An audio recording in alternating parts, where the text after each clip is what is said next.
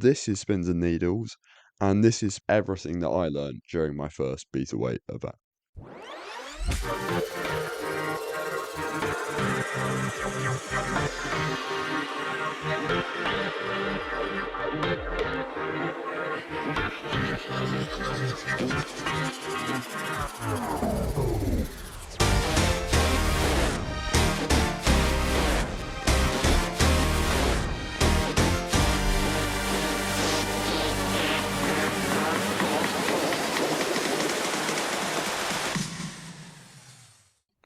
So yeah, this is Spins and Needles. It's a 1.5 kilogram Beetleweight Ringspinner.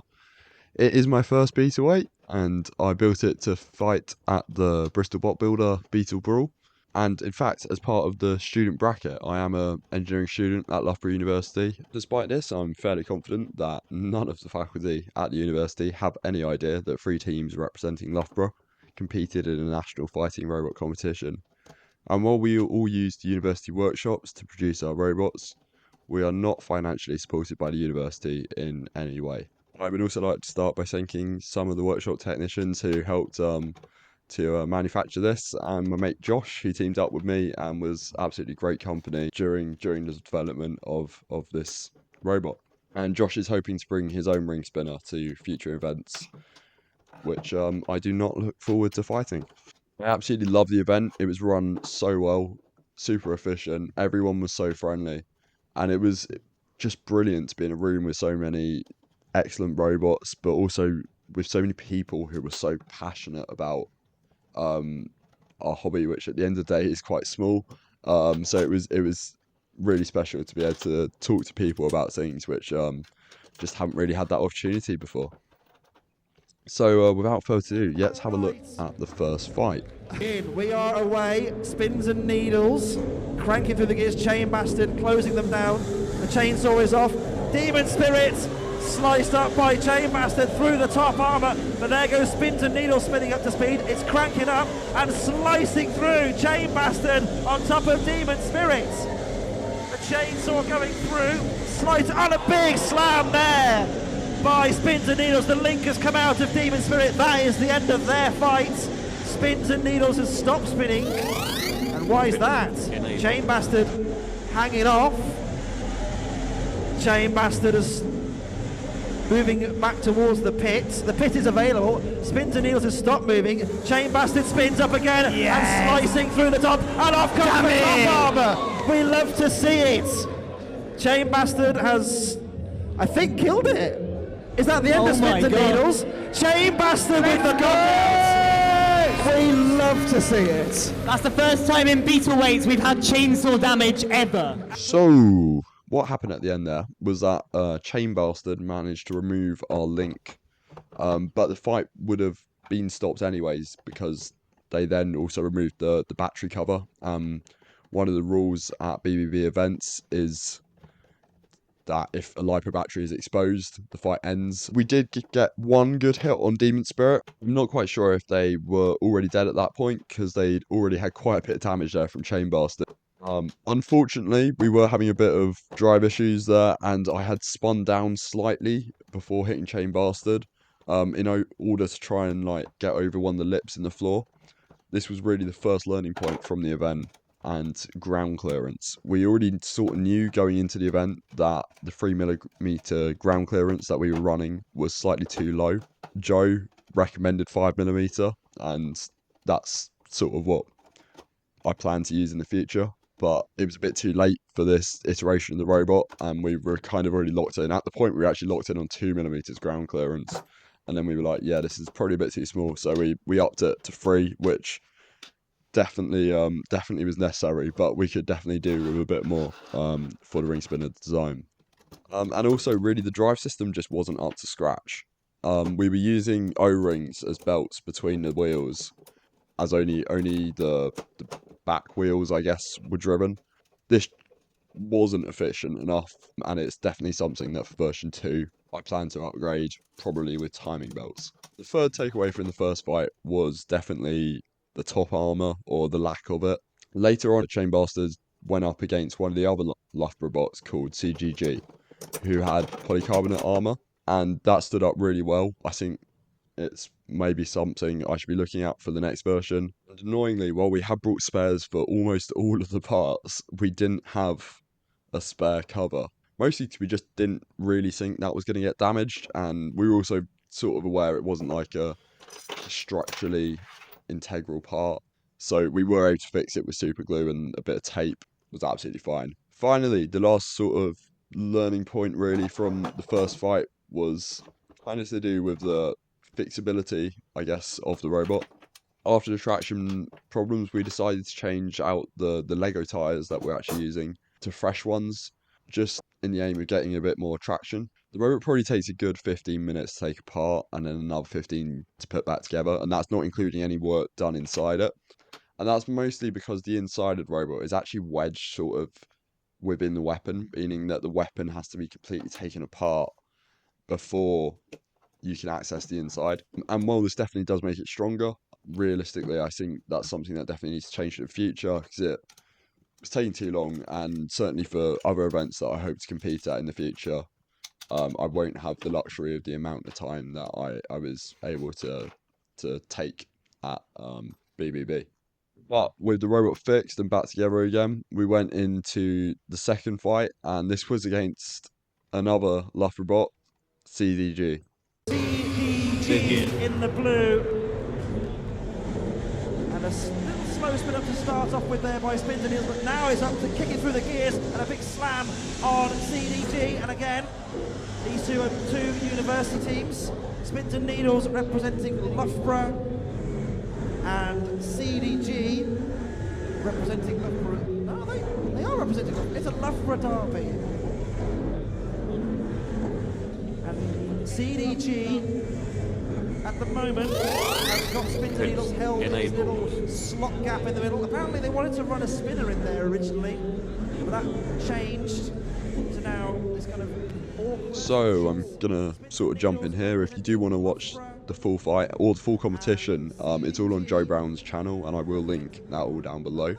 But some of you may have noticed right at the beginning of the fight that Spins and Needles was actually spinning the wrong way. We realised this as soon as we put it into the box. When we taken the weapon off to get at the wheels to change them, we clearly put it back on the wrong way round, which just such a stupid mistake.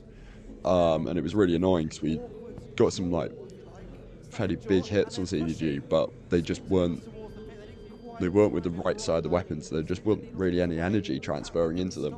But it's a shame potentially that those hits could have been a lot bigger. But then of course the weapon failed, which meant that it turned into a pushing match, which surprisingly I feel didn't go too badly for me. I certainly wasn't expecting to be pushing a wedge bot around, but we did get a good pin in there. And with hindsight, I should have definitely aimed to getting them into the pit. Don't really know what I was thinking during the fight, but yeah, I reckon I probably could have pushed him into the pit. Certainly from the video, I feel like I might have had slightly more traction, and didn't really have anything to lose with the weapon, which clearly worked for damage for them.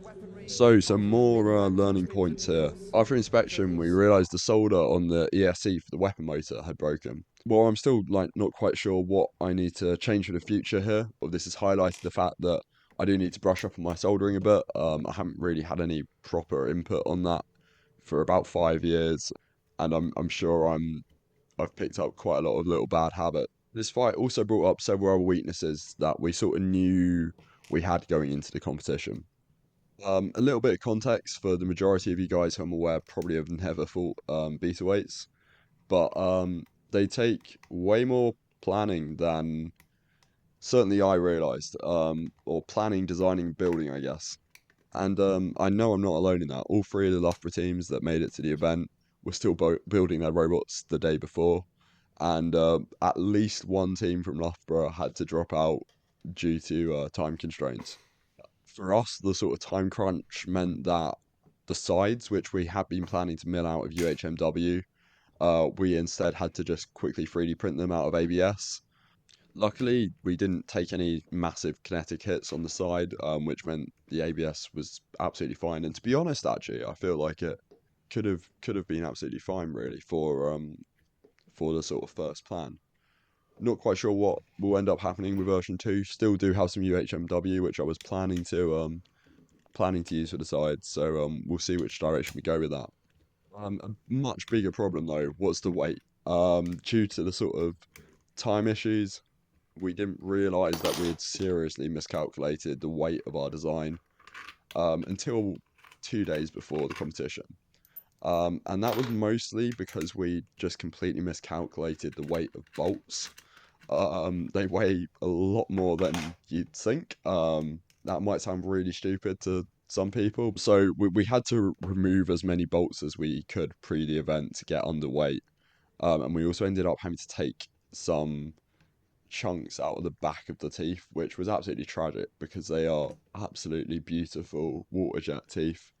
Amazingly though, despite cutting them literally just with a bandsaw the day before the event, and when we spun up, they were quite balanced. All of this was highlighted though in our fight against CDG when our weapon bent slightly. I believe it would have kept spinning if the motor had been working, but it certainly made it clear that the bolts that we had removed could definitely do with being in place in the future. Obviously, version 2 needs to be able to make weight, but I think the bigger lesson here is that if I'd started manufacturing earlier, I quite likely would have realised the weight problems before it was too late. And this is definitely my biggest piece of advice to anyone who's planning on building their first Beetle, especially if you're getting stuff sort of cut by contractors. So with that loss, we were out of the main competition. I wasn't particularly disappointed by this. I feel we did make some pretty stupid mistakes. I think that for a rookie Ringspinner, we weren't expecting too much. However, we still had the white balls to go, and we managed to squeeze ourselves onto 2 rumbles. We were feeling fairly confident before these fights. We had fixed the weapon, turned it the correct way around, and we're ready to take some big hits from some spinners, which we were quite hoping for to sort of kind of really test the robot and see where the weaknesses were. Unfortunately, when we were putting the battery back in and bolting on the cover, we dropped one of the bolts into the electronics compartment, and I'm sure that won't come back to haunt us at all. Away we go. Up to speed goes the spinner of the Chili Daddy. In underneath, Tamamana May. Running the forks. Spins and Needles has not got out of its box. Alexander the All Rise now up to speed. In underneath goes... So I'm not going to bother showing that whole fight because we were in it for very little time. As I've already said, the full event is on Joe Brown's channel. Very much recommend go and check it out. But yeah, the robot just didn't work. And what was really frustrating is as we took it out the arena, sort of took it back to our table, we just turned on the transmitter again. It just worked, which was, yeah, it was really annoying. The one sort of good thing was that the robots in that fight did really go at each other. I'm not sure how we would have survived, but kind of disappointed we weren't like able to be part of that. But we didn't really have time to analyze what was wrong because of that whole like maintenance thing. But we decided robot seems to be working. Let's put it back in the arena for our second rumble, which CDG will feature in again. Blast Furnace and on commentary, Henry Strand. Hello. How are you? I'm good. I don't know what the robots are. I like the big spinning one. That is That's cool. Spins and Needles. A blast furnace is very nice. It's on 2S. It's on 2S. It's on 2S. That's interesting. Because they're using a electric screwdriver motor for the hammer. That's so cool. But custom wound motors. But So they're they in, well, work they're in well on underneath. 2S. Spins and Needles are out, and they kind of try to balance them against the arena. All didn't quite manage it. And CDG. Is that the name of the large round robot? Large. So we managed to last slightly longer there. Again, I'm not going to bother showing this whole fight, but yeah, we had the complete system shut down. As some of you have probably worked out, the bolt did play a part in it. Unfortunately, previous to the event, I'd resoldered some of the connections on the receiver, and to do that, I'd cut away part of the heat shrink, and had never properly covered up one row of the pins. In my ignorance, I thought it's only one row. There's nothing really that should be able to touch this. And from testing, I believe that it was the bolt that was shorting across these pins that was causing just everything to shut down. So yeah, that was quite annoying. It was sort of, we came out of that rumble feeling a bit like, okay, that's, yeah. But again, this reinforced the need to make the electronics easier to access, and it also showed that we really do need to insulate all the electronics. Now, annoyingly, I've actually learnt this lesson before with amp weights. Several years ago, I had a receiver which to be fair, I'm pretty sure I didn't insulate like it at all. But yeah, it that ended just as well as you can expect. I had to buy a new receiver. All in all, Spins and Needles was an absolute massive learning curve. The differences in effort between 150-gram amp weights and 1.5 kilograms beta weights. I mean, that's 10 times the weight just for like anyone who hasn't worked that one out yet. The difference is huge. The adrenaline and excitement that comes with the beta weights is just on a completely different level. And previous to the event, we hadn't like had a chance to properly spin up the weapon, and the rush that I felt when it first spun up in the safety box was absolutely brilliant. Despite the fact Spins and Needles has no wins to its name, I am immensely proud of what we were able to produce and believe that it is a great platform for building upon to produce a robot which I hope can cause some serious damage in the future.